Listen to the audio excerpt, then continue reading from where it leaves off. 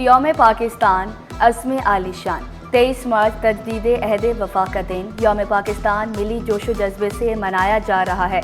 Governor اور وزیر اعلیٰ سندھ کی مسار قائد پر حاضری، مزار پر پھول رکھے اور فاتحہ خوانی کی، مہمانوں کی کتاب میں تاثرات درج کیے۔ صوبائی وزراء، آئی جی سندھ، کمشنر کراچی اور دیگر ہمراہ تھے۔ تینوں مسلح افواج کے نمائندوں نے بھی مسار قائد پر حاضری دی۔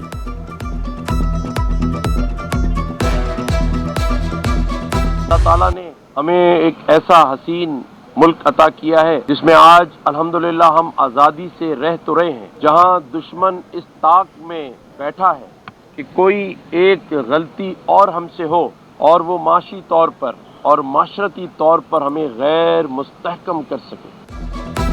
گورنر سندھ کی قوم کو یوم پاکستان کی مبارکباد، ترقی کے لیے سب کو کردار ادا کرنے پر زور دیا، واضح کیا قیام پاکستان کے لیے بے پناہ قربانیاں دی گئی، جلد خوشحالی کے لیے نئے دور کا آغاز ہوگا۔ وزیر اعلیٰ سندھ مراد علی شاہ پاکستان کو امن کا گہوارہ بنانے کے لیے پرعزم۔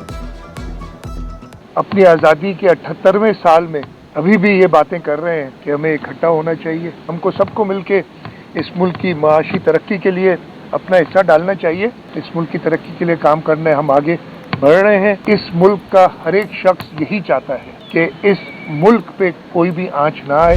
جو خواب علامہ اقبال کا تھا، جس کو شرمندہ تعبیر قائد اعظم محمد علی جناح اور تحریک پاکستان کے بے شمار ہزاروں کی تعداد میں جو کارکنان تھے، رہنما تھے، ان کے اس خواب کو، ان کی اس جد و جہد کو پورا کرنے کے لیے ہم سب اپنا اپنا کردار ادا کر سکیں، اس امید کے ساتھ کہ آنے والا وقت ہمارے پیارے پاکستان کے لیے اللہ سبحانہ تعالیٰ اس رمضان کے مبارک مہینے کی وسعت سے مزید بہتر بنائے۔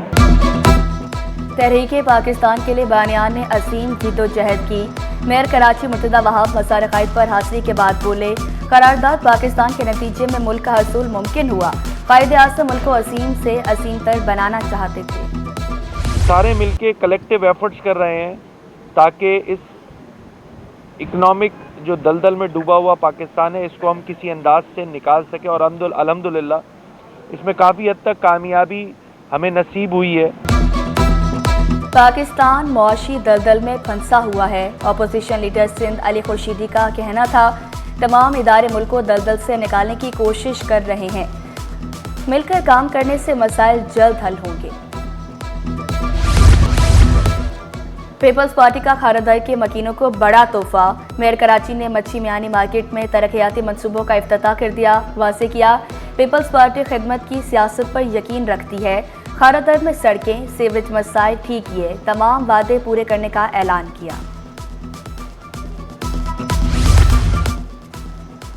گورنر سندھ نے خطاطی نمائش کا افتتاح کر دیا۔ آج واصل شاہد کی تخلیق کردہ خطاطی کی نمائش ترک کیلی گرافر رئیس الخطاطین کو خراج عقیدت پیش کرنے کا منفرد انداز۔ ترکیہ، Germany, Japan, Indonesia, Thailand اور عمان کے کونسل جنرلز کی شرکت۔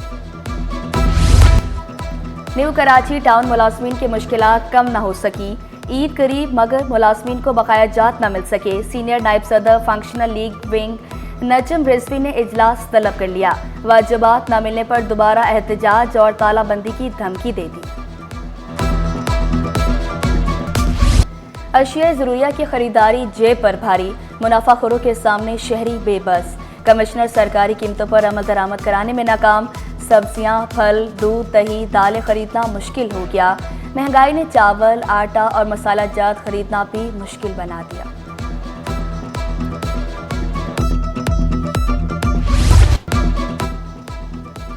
شہر بھر میں گیس مسائل جوں کے توں، لانڈی، کورنکی، مارٹن کوارٹر کی مکین خار، لیاری اولڈ سٹی ایریا اور نارتھ کراچی میں گیس بندش کی شکایات، سوئی صدرن کے اقدامات کارگر ثابت نہ ہو سکے، سحر افطار میں گیس لوڈ شیڈنگ نے شہریوں کو چکرا دیا۔ روڈ سیفٹی کے حوالے سے ٹریفک پولیس کی جانب سے ریلی، نشان پاکستان سی ویو سے مزار قائد تک ریلی نکالی گئی، ٹریفک پولیس اور خواتین بائکرز کی بھی شرکت، ڈی آئی جی ٹریفک پیر محمد شاہ کا چالان سسٹم کو آٹومیٹک کرنے کا اعلان۔ عید قریب آتے ہی بازاروں میں گہما گہمی، فیشن کے نت نئے ڈیزائنز نے خواتین کو پریشان کر دیا، کوئی فرشی شلوار تو کوئی شارٹ قمیض پہننے کو تیار، کوئی لانگ شرٹ کے ساتھ پلازو پہنے کا۔ اور گرمی، سردی، دھوپ، بارش، پل پل بدلتے موسم کی لمحہ با لمحہ صورتحال، موسمیات کا عالمی دن آج منایا جا رہا ہے۔ پاکستان موسمیاتی تبدیلیوں سے متاثرہ ممالک کی فہرست میں 8ویں نمبر پر۔